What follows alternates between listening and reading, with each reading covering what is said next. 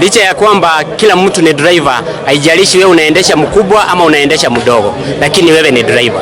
Uwe wewe ni mama ama wewe ni baba, sisi wote tunatakiwa tupeane heshima kwa barabara. Lakini kuna roho mbaya ambayo imeingia ya kuweza kuua driver mwenzako kuliko umchunge kwa sababu ako anatafuta kwa sababu ya watoto wake. Ningeomba sana hiyo roho ambayo imeingia kwa madriver ya kuua iwatoke na tuweze kuchunga driver kila mwenzetu, kwa sababu shida ya driver ni driver. Ukiangalia driver wetu amekufa kwa sababu ni driver mwenzake, kuliko amuhifadhi aliweza kumuua, lakini kwa sababu ameingiwa na roho mbaya. Naomba sana Mungu atusaidie sana, tutokwe na hiyo roho mbaya ya kuua, lakini tuweze kuhifadhi ya laini yake, kwa sababu wakati alisikia gari imekosa break alienda upande wake na akamgonga akampindua, na hiyo gari akaweza kuilalisha ikaweza kuwalali. Tafadhali tuweze kuchunga wenzetu, kwa sababu wako wanatafutia watoto wao, lakini uweze kumhifadhi na wewe pia ujihifadhi,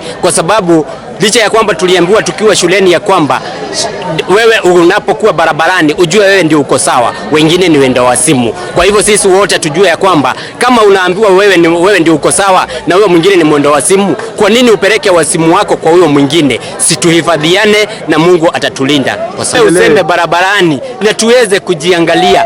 Licha ya kwamba tunataka kukimbia, lakini tunakimbia kwa ile kitu yenye haiwezi kukusaidia, kwa sababu sasa hii ni shida ambayo ulileta kwa hii boma. Huyu kijana amwacha watoto wadogo sana, na wewe kama ingekuwa ni wewe mwenzako pia akuwe ameingiwa na hiyo roho mbaya aweze kukuua, si wewe pia pengine ungevunjika ama ufanye nini?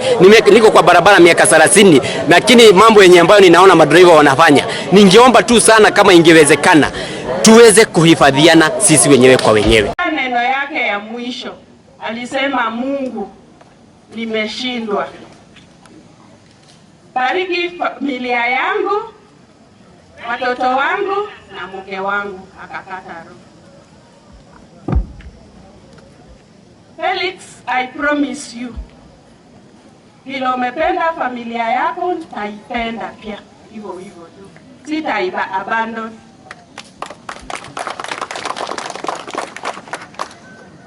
Ajaribu. Wakati tulikutana na Felix, nilijifunza kitu moja kwa huyu kijana: uvumilivu na uaminifu. Felix amekuwa mwaminifu kwa familia. Kama kuna mwanamke mwenye Felix amependa kama niko, hebu kuja. Alinipenda, so familia, naomba munipe hiyo upendo yenye Felix alinionyesha. Nilikuwa nayo, ilinibidi nitafute njia zingine za kufika nyumbani. So Felix alichelewa na 30 minutes, ndio ilifanya mimi niko hapa saizi. Ninajua Mungu labda hangeruhusu yani itokea kwa wakati ule. Ningependa kusema pia niko na historia na huyu kijana ambaye tunamzika leo. Mimi ni mwathirika mkubwa. Mara mingi nikiwa Nairobi alikuwa anasema, baba nikuletee nini? Baba nikuletee nini? So ndio sababu nimeongea kuhusu watu wa Cheptiret. Hawa walikuwa wanatuletea maziwa. Nikaongea na watu wa Mlango. Mlango ni watu walikuwa wanatuletea viazi, waru na minji.